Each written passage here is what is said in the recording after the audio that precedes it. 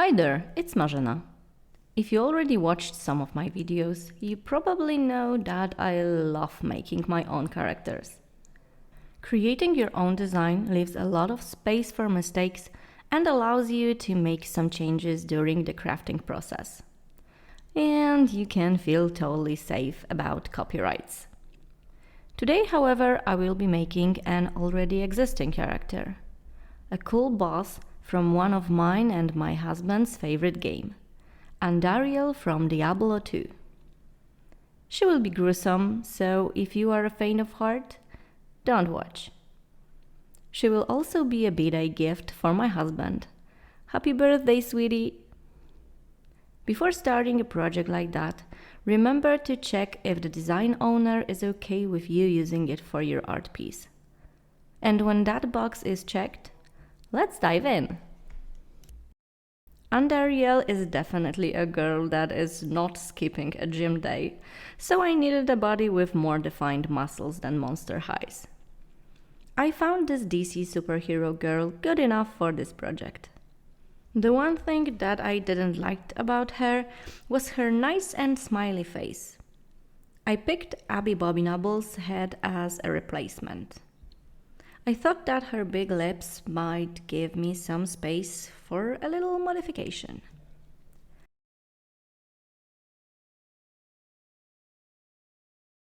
I started as always by preparing the doll bases. And during this process, I was constantly struggling with the decision, do or do not shrink the head. Abby's head is already a little smaller than DC superhero girls, and the second doll has a way bigger and taller body. But I'm always shrinking my heads. Tough choice. After cutting all of the hair, I dunked them in a boiling hot water for about 1 minute.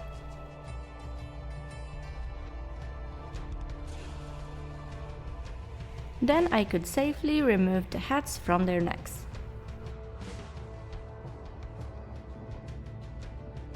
Their neck pegs are the same, but the thickness of the necks is very different. Let's get rid of those nasty, gooey hair plugs.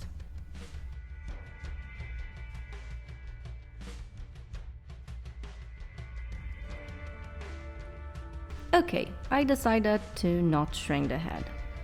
I worried that it could be too small for the body after and that it would look weird. And I didn't have much time for this project, but shush. Off camera, I removed her face with 100% acetone. I painted the scalp with acrylic paint to prepare the head for the reroot. Didn't have a yarn in a proper color, so I just took this bright orange one and darkened it a little with brown soft pastels.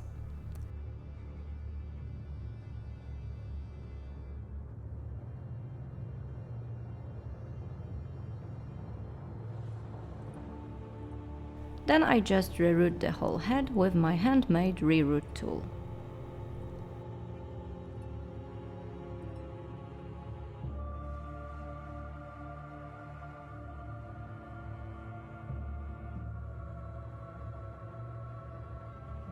Let's not forget about the neck thickness difference.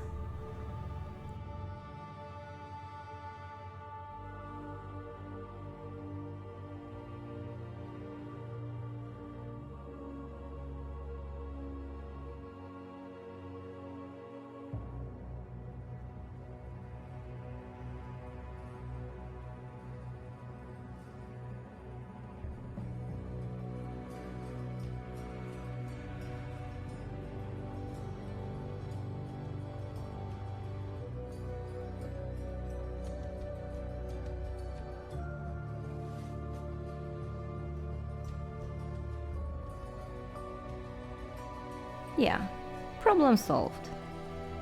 As you can see, even though I sealed the chalk on the hair, the face got really dirty during the reroot.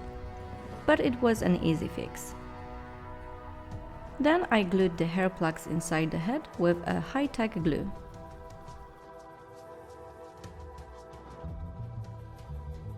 I trimmed the neck pack a little bit and put the head back on the neck.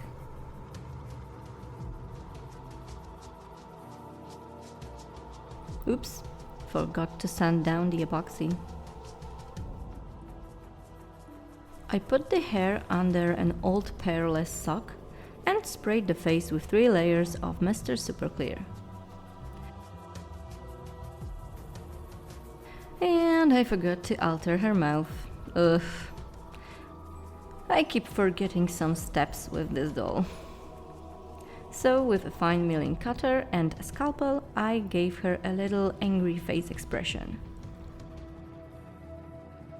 I smoothed the rough vinyl with heated up ball tool.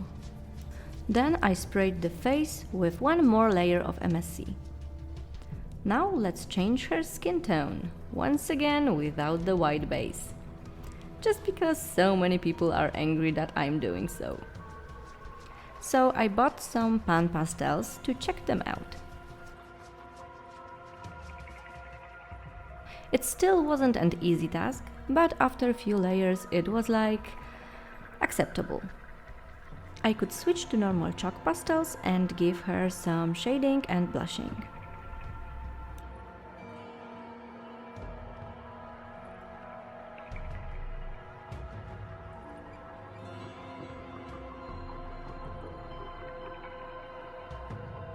After that, I grabbed my watercolor pencils and started with the actual face features.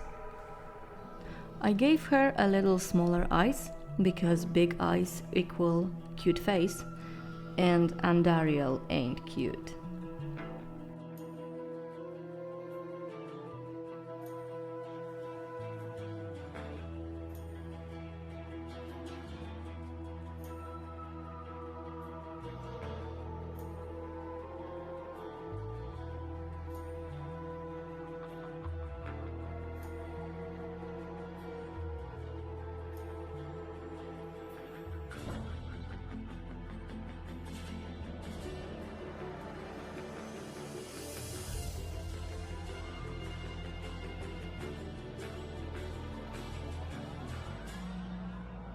There is a lot of gold in this design, so I painted her irises with this golden yellow pencil.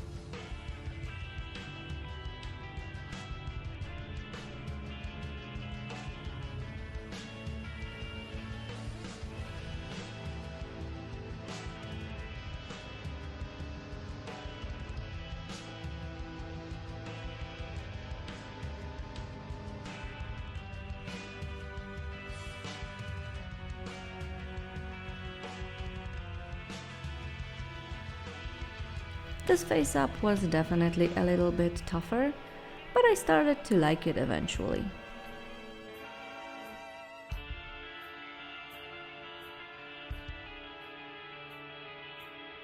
To the paints.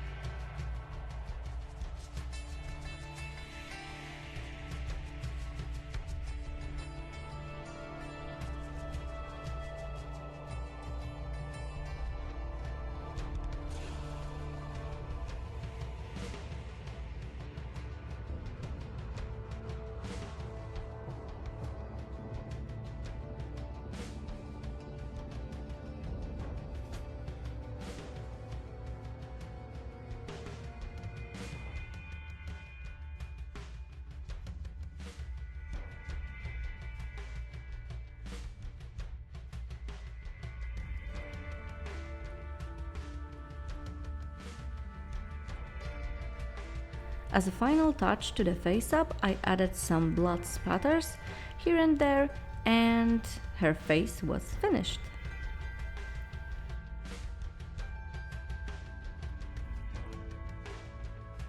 Let's unwrap her and check how the color change really went.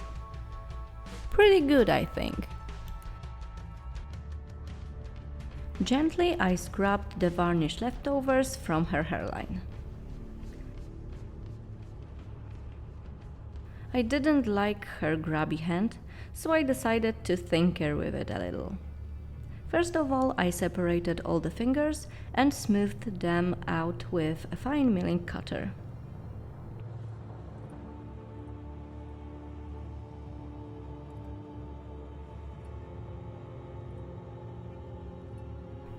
I will get back to them later.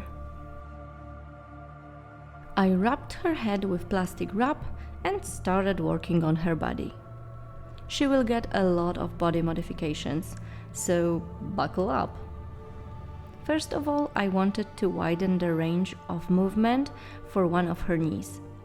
I was quite surprised that the lower legs of DC superheroes are detachable, but I still ended up removing this bolt completely. And of course, I needed to cut her shins in half.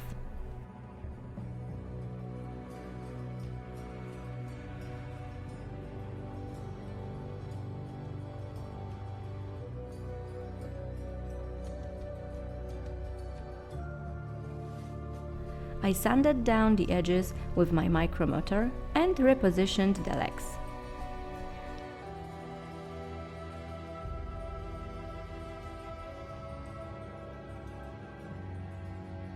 Drilled the tiny holes in each part and reattached them with wire and glue.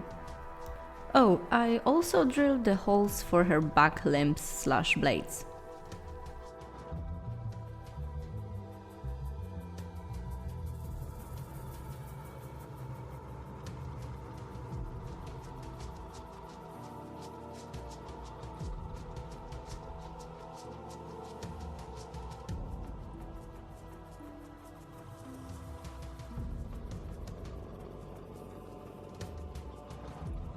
At this point, I started gluing her in her final pose.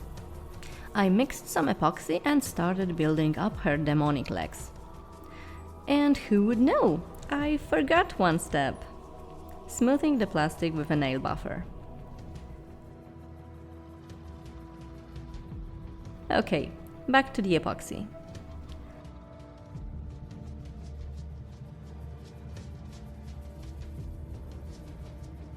I used water on my fingertips to smooth everything down and to prevent the epoxy from sticking to my hands.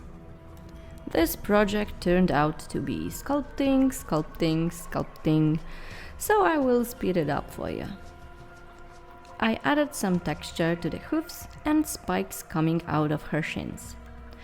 Or maybe that's a heel? Anyway. Here you can see that I used some epoxy leftovers to reposition the fingers that I cut off earlier.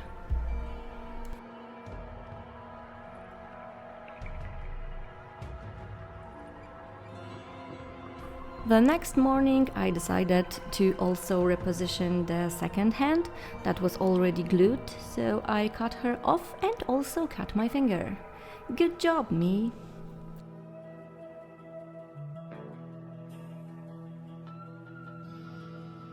This is how she looked with her new legs. And I also gave her a boob job if you didn't notice.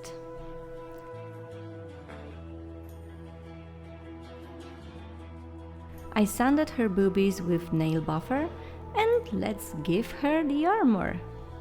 The center part was a little bit tricky, but I tried and figured it out eventually.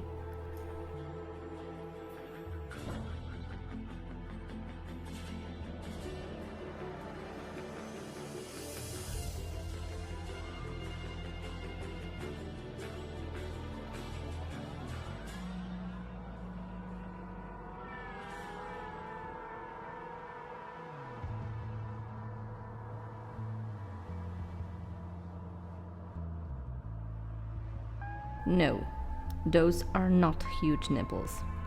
Those are very effective armor pieces. I could of course use Warbler for the armor.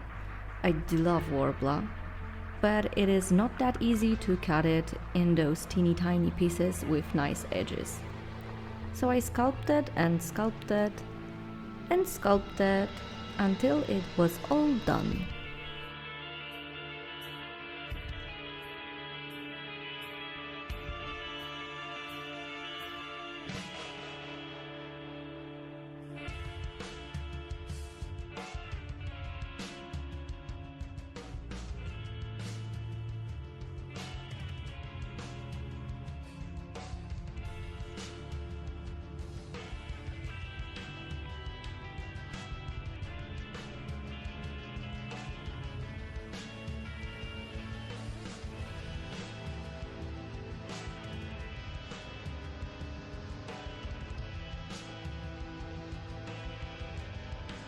I also made some parts for her belt.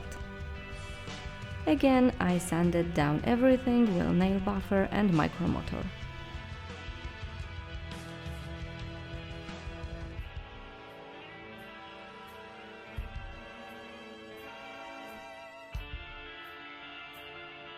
I also got rid of her plastic panties.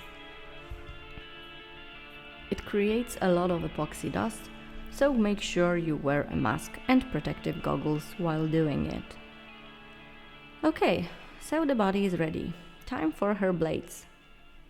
I made the bases out of a thick EVA foam that I cut in shapes and sanded down with a Dremel tool.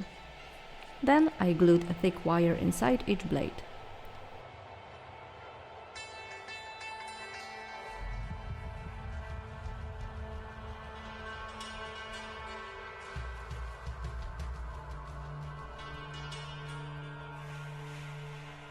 I will cover the whole thing with epoxy later. I bent her left hand fingers using a sharp scalpel, a super glue and some heat.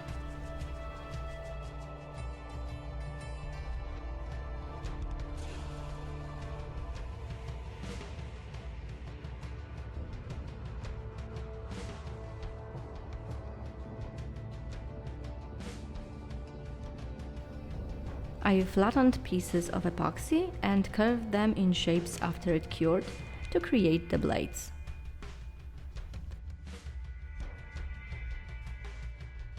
Once again, remember about your safety. Then I glued the pieces together and prettified them a little.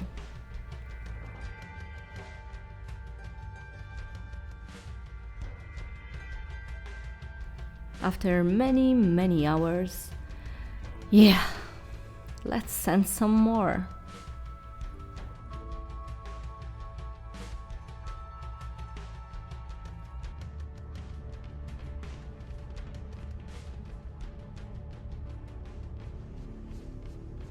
I decided that this will be a good time to glue the stand attachment. I attached the lobster-like limbs and her missing hand with glue and epoxy sculpt.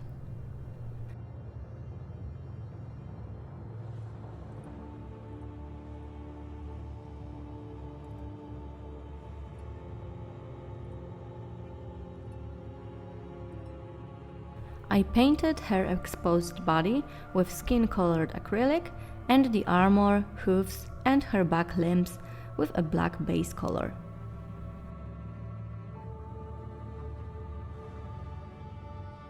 I used pretty gold ink to paint all the armor pieces and the blades.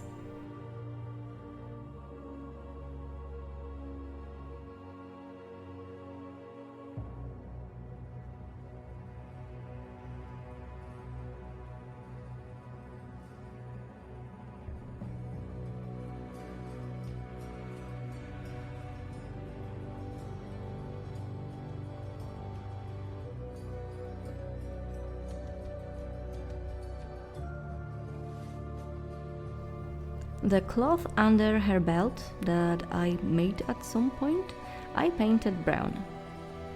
I used silver and fleshy tones for the back limbs and for all the spikes.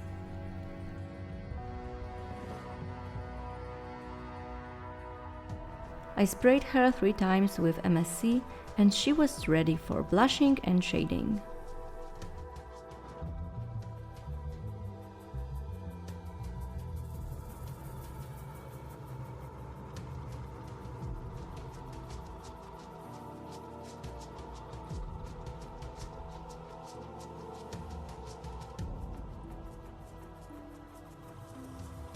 Before I sealed everything under another layer of MSC, I covered her in a gold mica powder. I did the same at the end of the face up, but I think I forgot to mention it. Let's make her stand. This is a big girl, so I chose the bigger piece of wood for the base. I traced and cut a piece of EVA foam to cover the top of the wooden brick. I glued it on with a Pateks contact adhesive.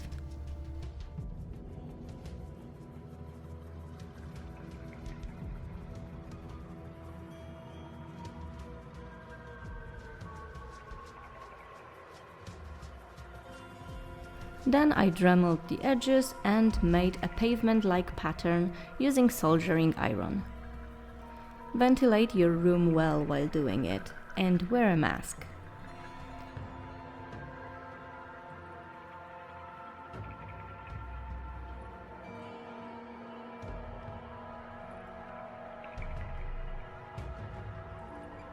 I covered the whole stand with 3 layers of Vicol wood glue to harden up the foam surface and smooth out the rough wood. When it all dried, I drilled the hole for the doll attachment and painted the stand, first with a layer of black spray paint and then with a grey acrylics. Don't forget about the logo! Okay. So here comes the fun part. I decided to finally use my 3D printer for the first time ever. I watched some tutorials, downloaded some software and cool looking skulls from the internet, and I put this baby to work. Then I cleaned and cured the print also for the first time. As for my first ever 3D print, I'm thrilled and blown away by the level of detail. Now I want to learn 3D sculpting so much.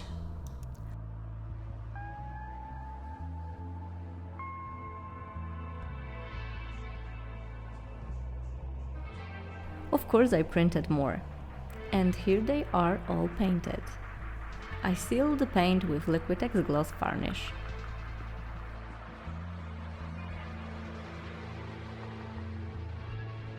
Now I could put everything together. I glued the belt pieces, the skull to her hand, the spine to the skull, the doll itself to her stand, and a pile of her victims' skulls under her hoof.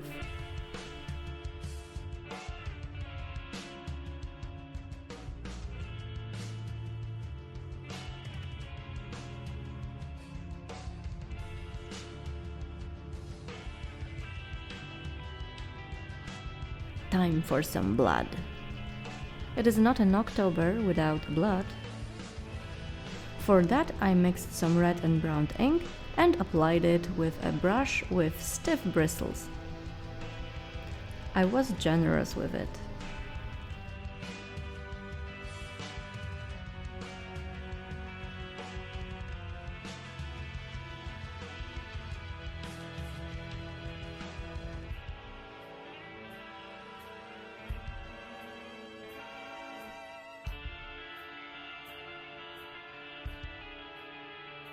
I sealed it with a last layer of Mr. Super Clear UV Cut flat varnish, and I unwrapped her head finally. Her hairstyle was already pretty accurate, so I just sprayed it with a hairspray. Then I covered the eyes, lips and the blood with a gloss varnish.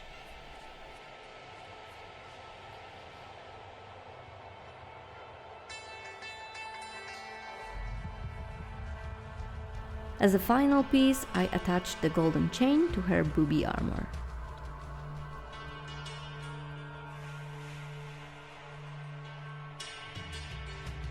And she was finished.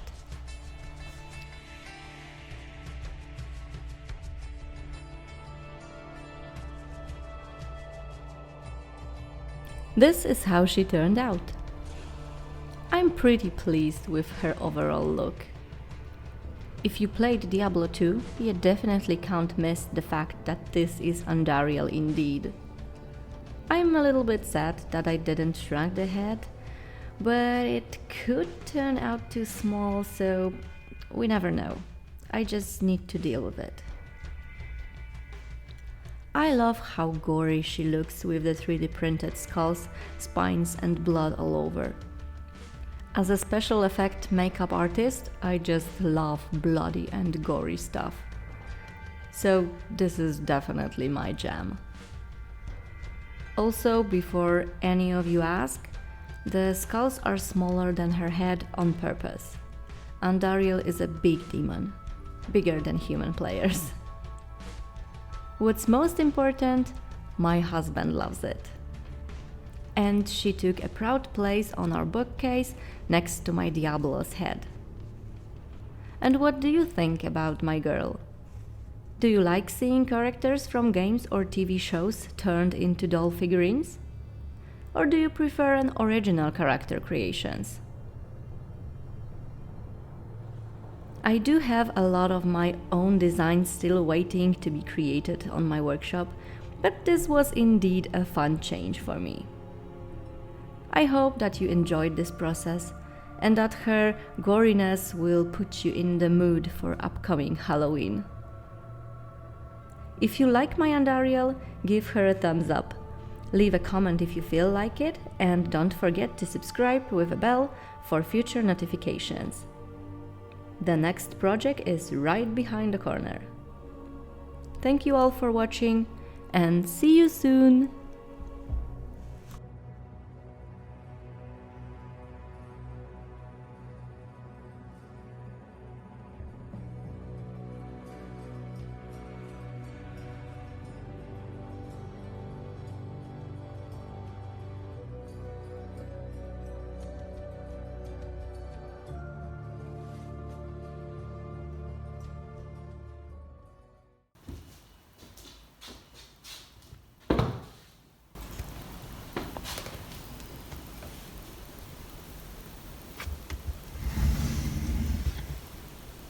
Oczywiście, że w czarnych swetrach.